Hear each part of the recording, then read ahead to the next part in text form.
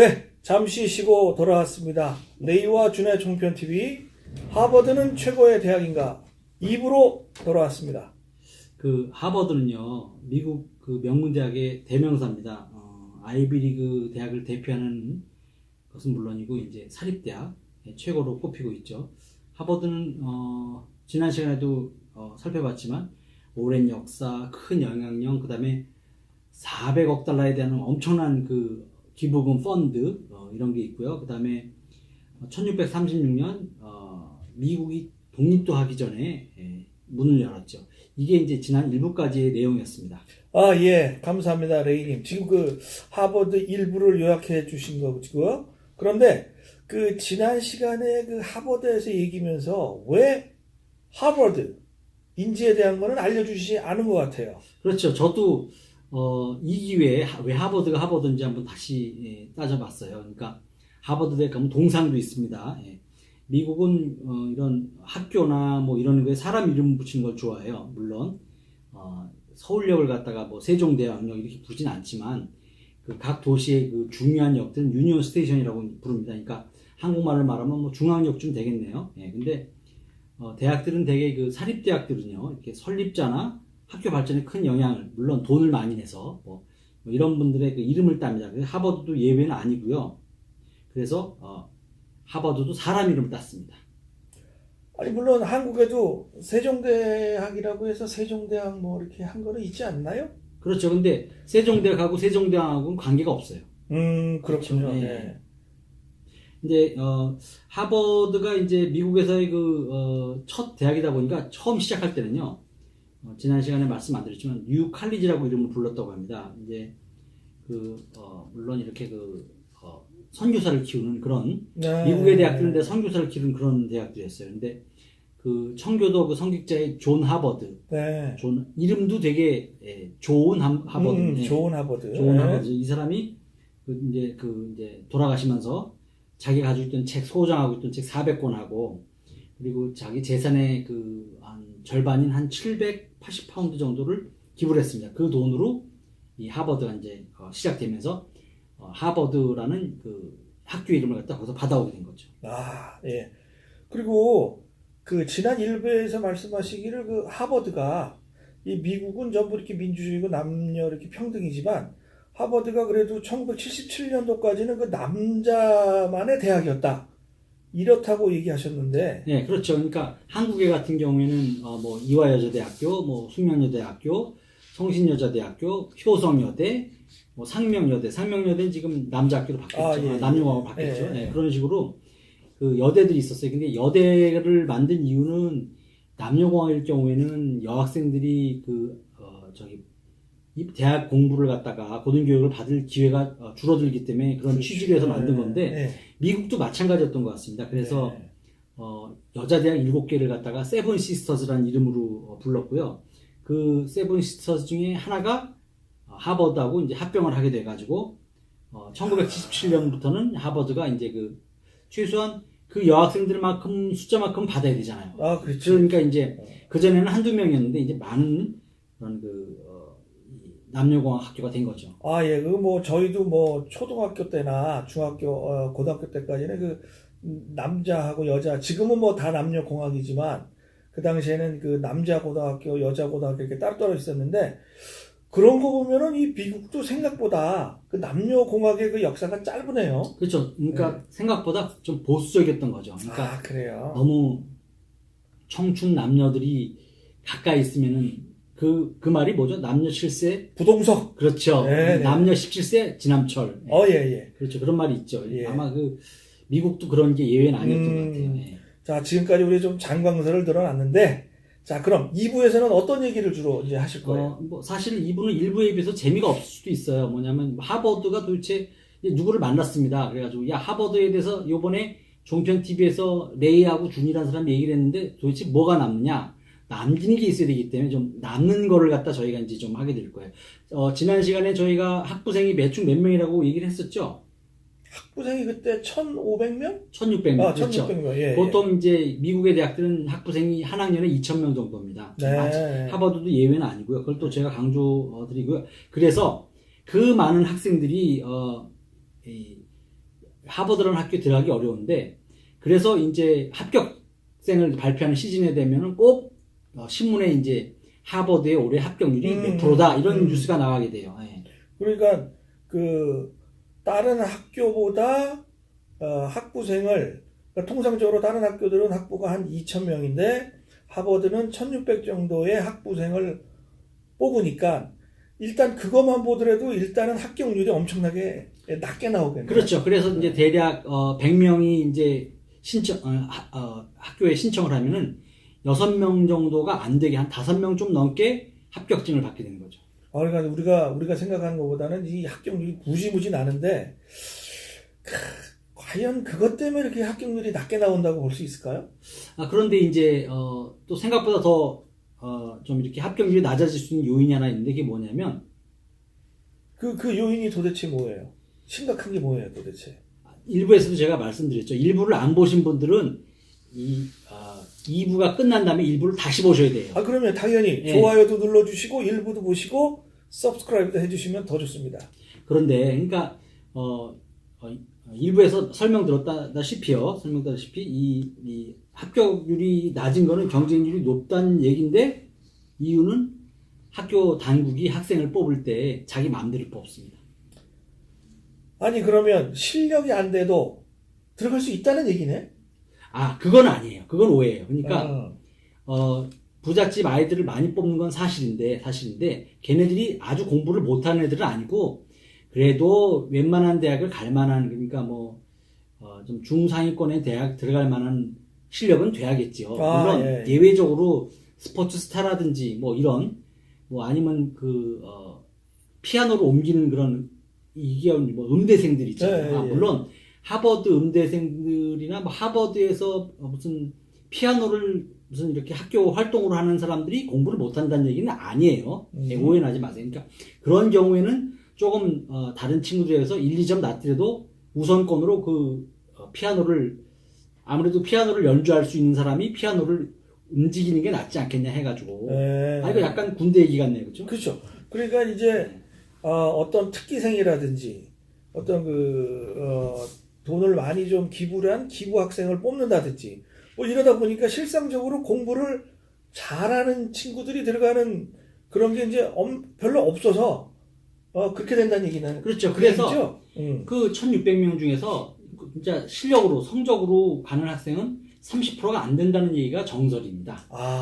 물론 하버드 공식 발표는 이런 얘기를 하질 않아요. 왜? 자기 마음대로 뽑는데 왜 그걸 누구한테 발표를 해야 되느냐? 물론 모여가지고 이렇게 이제 무슨 컨퍼런스라든지 할 때는 이거 오프 더 레코드입니다. 오프 더 레코드라는 것은 적지 말라는 얘기죠. 그렇죠. 그런 식으로 해서 얘기죠. 설명을 하고 그다음에 그 자리에 있었던 사람들도 고개를 끄덕끄덕 거리고 다른 학교들도 다 그러니까 문제가 없다. 그러면 식으로 이게 한국적인 사고나 이 미국 다른 시스템적으로 봤을 때는 좀 이해하기 어려운 면이 있습니다. 그래서 합격률이 25에서 30% 정도가 된다. 이렇게 그러니까 공부를 하는 학생들 그 6%에서도 훨씬 더 줄어든다는 얘기죠. 그러면 그냥 갑자기 확 줄어드는데 과연 그러면 우리는 어차피 유색인종이고 아시안이니까 아시안들은 그럼 도대체 어느 정도 되느냐? 17%가 돼요. 그럼 꽤 많네요. 근데 그 얘기는 뭐냐면 너무 애들이 공부를 잘한다는 얘기죠.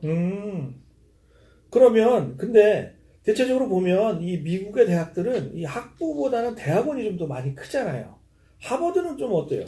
그래서 하버드 출신들이 기껏해야 1년에 2,000명밖에 안 되고 많을 때요. 1,600명밖에 안 되는데 하버드생들이 생각보다 출신들 많죠. 무지 많죠. 하버드 나왔다고. 왜냐면 이 한 해 대학원 이 대학원생들이 상당히 숫자가 많습니다. 한 15,000명쯤 돼요. 근데 여기에는 의과대학, 무슨 법과대학, 하버드법도 유명하잖아요. 그다음에 치과대학, 경영대, 그리고 교육대, 그다음에 또 공공정책대, 그리고 최근에는 한 10년 역사가 안 됐지만 공대를 따로 만들었어요. 그러니까 그래요? 원래는 어디 이렇게 자연대 같은 데 소속돼 있었는데 새끼친 거죠. 공대가 좋으니까. 그리고 우리가 처음 일부에서 얘기했듯이 이 하버드 대학이 그 미국의 최초의 대학이었잖아요. 그리고 나라가 세워지기 전에도부터 있어서 그렇게 됐기 때문에 역사도 있고 최고의 대학인데 이거 그러다 보니까 이 하버드 대학이 이 대학 교육, 특별히 그 미국 교육에 아주 큰 영향을 끼친다고 하는데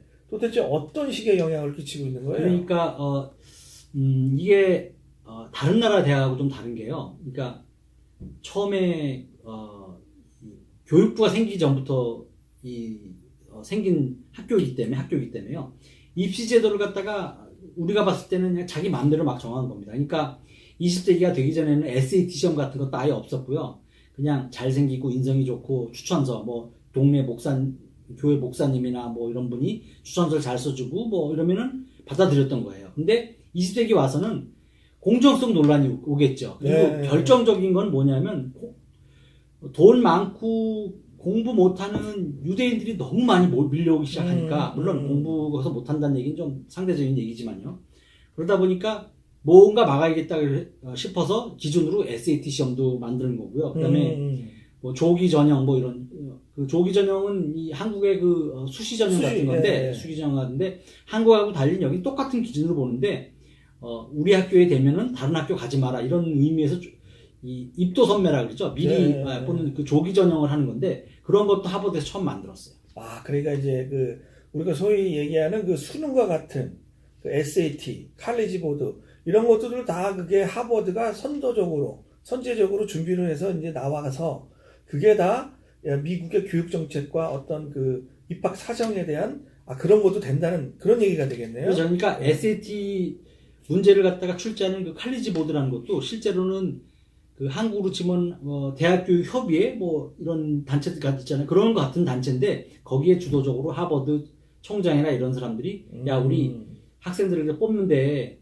제대로 좀 뽑아보자, 실력 있는 애 뽑아보자 그런 취지에서 20세기 초에 21세기가 아니고 20세기 초입니다. 한 100년밖에 안 됐어요. 미국 대학은 300년이나 됐는데 사실 그 혼돈과 혼란이 멈추고 이런 어떤 기준이 생긴 거는 20세기 초에 SAT 시험을 갖다가 실시하면서 시작된 거라고 볼 수 있죠. 그러니까 이제 그 모든 이 하버드가 그 대학 교육이라든지 기타 모든 것들을 선제적으로 한다. 그래도 뭐니 해도 이 유명 대학이다. 뭐 이러면은 그 소위 말하는 그 노벨상 과연 얼마나 받았느냐. 이 하버드 대학의 그 노벨상 수상자가 많잖아요. 그러니까 사실 1년에 한 7, 8명 받잖아요. 예. 그리고 이제 100여 년이 됐으니까 한 7, 800명 되겠죠. 근데 그렇죠. 하버드 출신만 네. 한 대학인데도 불구하고 158명이 돼요. 와, 엄청나게 많네. 한국 몇 명이죠? 한 명. 아, 한 명이죠, 한 명. 한 명. 평화상, 그것도 평화상. 그렇죠. 네. 이 하버드에서도 물론 평화상을 받은 사람이 있을 것 같아요. 제가 사실 확인을 안 해봤는데 네. 뭐 어떻든 간에 158명이고요. 그 다음에 그 미국의 대통령이 40 몇 명이 있었는데 그 중에 8명. 생각보다 하버드 출신이 대통령이 별로 없지요? 그렇죠? 없지만은 미국의 대학이 도대체 몇만 개인데. 그렇죠. 그거를 따진다 그러면 엄청난 굉장히 많은 거죠. 네. 거긴 뭐 저희가 아는 프랭클린 루즈벨트, 그다음에 존 F 케네디 뭐 이런 사람이 있고요. 그다음에 버락 오바마는 좀 경우가 다르죠. 네. 그리고 또 억만장자, 지금 살아있는 억만장자는 통계에 의하면 62명이나 된다고 합니다. 어이구야. 물론 그 안에는 뭐 빌 게이츠나 뭐 마이크 저커버그 이런 사람들. 네, 그 사람들은 졸업은 안 했지만 네. 입학했기 때문에 하버드 출신으로 저희 봅니다. 네. 그리고 한국에서도 꽤 뭐 유명한 사람이 하버드 출신이 꽤 많잖아요. 그렇죠. 이제 아무래도 유명한 사람으로 보면 그 삼성전자의 이재용 부회장. 이재용 씨. 그다음에 지금은 좀 힘든 생활을 하고 있는 강용석 변호사. 예. 한때 그다음에 한때 반짝했던 반기문 유엔 총장. 반씨 집안에서 데모하겠습니다. 예. 죄송합니다. 자, 그런데 그렇다면 이제 중요한 건 도대체 하버드 학교가 어떤 식으로 구성이 되었느냐. 이걸 좀 알고 싶은데 어떤 식으로 지금 구성이 되어 있는 거예요? 아까도 잠깐 말씀드렸다시피요.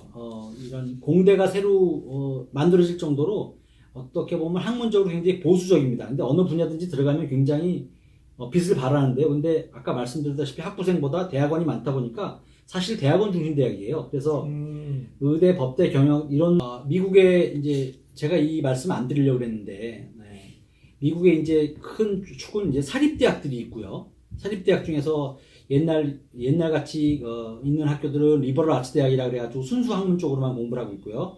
거기에 공대라든지 무슨 경영대 이런 걸 붙인 게 종합대학이 된 거고요. 이게 사립대학이고, 그 다음에 공립대학은 이제 무슨 버지니아 대학이나 UC 이런 대학들. 근데 이 대학들은 주정부에서 납세자를 갖다 많은 확보한 고학력 납세자를 확보하기 위해서 산업을 부흥시키기 위해서 주정부 돈으로 공부를 시키는 거거든요. 그런 경우는 아예 공대든 뭐든 다 종합대학이 있는 거죠. 그러니까 어떻게 보면 하버드 대학이라든지 아이비리그 대학 중에 몇 개는 리버럴 아츠 대학에서 시작해가지고 종합대학으로 좀 올라가고 있는 그런 단계라고 볼 수 있고요. 그런 대학들이 성공한 거죠. 근데 미국도 리버럴 아츠 대학들 중에서는 그 단계로 올라오지 못하고 학부만 있고 대학원이 없는 그런 학교들이 많은데, 그러니까 리버럴 아츠 학부만 있는 대학에 전문 대학원이 붙어가지고 된 게 종합 대학이라고 생각하면 맞습니다. 근데 하버드 대학 전형적인 예죠. 그러니까 그러니까 기업으로 따지면 어떤 그 제조업만 하던 기업이 그 제조업을 하다 보면 금융이나 기타 서비스가 필요해서 뭐 금융기관이라든지 서비스 기관을 이렇게 합쳐서 좀 이렇게 재벌처럼 커져가는 그런 형태의 그 대학을 이뤄간다고 볼 수가 있겠네요. 제가 듣기에는 그게 딱 맞는 비유인 것 같습니다. 네, 그렇죠. 네. 그래서 여기 인터넷을 보시면 하버드에 여러 가지 대학원들이 있어요. 네, 대학원들이 있는데 그건 여기서 논하기 좀 그런 것 같고요. 근데 이제 하버드가 좀 다른 게 이게 보스턴에 있다 보니까 잉글에 있는 MIT 이런 데 가서 수업도 듣고 이런 그런 건 좀 플렉시블하게 돼 있어요. 그러니까 저희가 생각하는 것 같이 하버드가 공부만 하는 대학도 아니고요. 또 이렇게 특별하게 종합 대학 이런 게 이런 게 좀 없어가지고 그런 대학도 아닙니다. 예. 네. 그러면 그 하버드 대학이 특별하게 다른 점이 좀 있나요? 학위가 틀리다든지 아니면 학위를 특별학위를 준다든지 이런 것들이 좀 있나요? 이름이 다르더라고요. 아니 이름이 달라요? 네, 이름이 그러니까 그거 말고는 없어요? 네, 그러니까 사실 뭘 특별하게 배우는 거는 한 학기마다 원하는 그런 과목들이 8개가 있습니다. 그거는 하버드가 세계를 주도하는 그런 인류 공연과 관련된 그런 학과목들이에요. 굳이 따진다면 이런 거죠. 생활과학, 물리적 우주의 과학, 세계의 사회, 세계에서의 미국 이런 과목들이 있어요. 근데 이건 이렇게 나중에 자료 찾아보시면 되겠지만 다른 학교들도 다 이런 건 있다고 봅니다. 저는. 예. 그리고 아까 잠깐 말씀드리다 말았지만 보통 이제 문학사는 BA라고 그러잖아요. 네, Bachelor of Art라고 이렇게 얘기하죠. 근데 이 학교는 AB라 그래요. 라틴어로. 네. 라틴어 순서가 바뀌어 있잖아요. 네, 그렇게 돼 있고, 그다음에 BS 같은 경우에는 SB라 그럽니다. 그게 달라요. 그러니까 이게 상당히 좀 미국적인 게 아니라 좀 바뀌어 있는. 그러니까 예를 들어서 그 동양의 숫자 1은 누워 있고 서양의 숫자 1은 서 있듯이, 그러니까 이 하버드라는 거는 일반적인 사람이 하는 것과는 반대로 뒤집어서 그렇죠. 이렇게 준다. 그러니까 그게 라틴어를 좀 써서 좀 고상하게 보이는 거죠. 그거 말고 특별한 건 없어요? 제가 알기로는 다른 건 없는 것 같아요. 그냥 이름만 이렇게 뒤집어서 준다. 그런데 일단 하버드를 나오는 사람들이 알아봐 주죠. 네. 아까 보니까 이 학부장들에게 8개 지정된 일반 교육을 수강을 하라. 네. 항상. 네. 그런 거 보면은 상당히 미국적이면서 우리가 그래도 세계 최고기 때문에 우리 학교를 나온 사람들은 전인적인 그런 걸 해야 된다. 또 이렇게 상당히 좀 추상적인 과목 이런 것도 좀 듣게 하는군요. 네. 그래서 이제 참고로 5대 네. 인기 있는 졸업 예. 있어요. 그러니까 미국 대학은 이렇게 입학해가지고 그 과를 꼭 졸업하는 게 아니라 중간에 어느 과목을 듣고 그럼 그거에 관련된 학과에다가 제가 이런 학과로 전공으로 졸업을 하겠다고 신청을 합니다. 그럼 거기서 이 카운슬러가 봤을 때 이런 무슨 과목을 들었기 때문에 너는 이걸로 졸업을 할 수 있다고 어프로브를 해주겠죠. 그러면 그거 졸업을 하게 되는데 가장 5개 있는 전공을 한번 따져볼게요. 네. 첫 번째는 29%, 30%쯤 되죠. 소셜 사이언스입니다. 네. 그러니까 이거는 뭐든 할 수 있는 거예요. 소셜 사이언스라는 게 사회과학이잖아요. 그렇죠. 법대를 가든 뭘 가든 다 갈 수 있는 거죠. 그 다음에 두 번째가 15% 차지한 바이올로지 앤 바이올로지컬 사이언스. 이건 뭐죠? 그냥 일반적인 과학 과목이네요. 아니죠. 네? 생물. 생물. 의대 가는 거죠. 의대. 아, 의대. 네, 그렇죠. 그 다음에 10% 조금 안 되는 히스토리. 네. 히스토리도 무슨 나중에 정책 대학원을 가든 어디를 가든 그런 관공서 갈 수 있는 그런 직에 갈 수 있는 거고요. 그 다음에 또 똑같은 게 수학이 또 9%입니다. 수학. 네. 예. 그 다음에 피지컬 사이언스 7%. 생각보다 다 뭐, 거의 다 그 기초과학이나 기초학문에 네. 포커스를 준 거네요. 그렇죠. 그러니까, 하버드 말고 다른 미국의 대학들도요, 대부분 대학원 중심 대학이 맞아요. 그러니까, 근데 이제, 의외로, 아까 말씀드렸다시피 대학원이 크니까 하버드 입장에서는 그런 것 같아요. 뭐랄까. 학부생하고 대학원생하고 겹치면은 아무래도 하버드 출신 줄을 거 아니에요. 따로따로면은 훨씬 많겠죠. 네. 그런 게 있지 않나 이렇게 생각이 듭니다. 1년에 보통 한 2,600개의 학위가 나오고요. 그 중에 네. 학사학위가 1,600개, 네. 석사학위가 한 400개, 예. 박사학위가 한 500개, 600개 정도 나옵니다. 네. 뭐 생각보다는 많지는 않은 것 같으네요. 네. 네. 근데 이번 시간은 좀 어떻게 보면 졸리네요. 그죠? 예. 그래도 뭐 그러면 약간 졸리는 맛을 피하기 위해서 2부는 여기까지만 줄이고 3부로 넘어가는 게 어떨까요? 제가 중간에 약간 어버버 해가지고 저도 좀 약간 헷갈리는데요. 네, 네. 왜냐하면 이게 다 3부를 갖다가 네. 아끼기 위해서 이렇게 좀 그렇군요. 예. 그래서 3부에는 하버드는 누가 들어가나, 하버드에는 도대체 누가 들어가나, 이거 관심 있지 않을까 싶어요. 그리고 하버드생은 또 나오면 다 최고인가.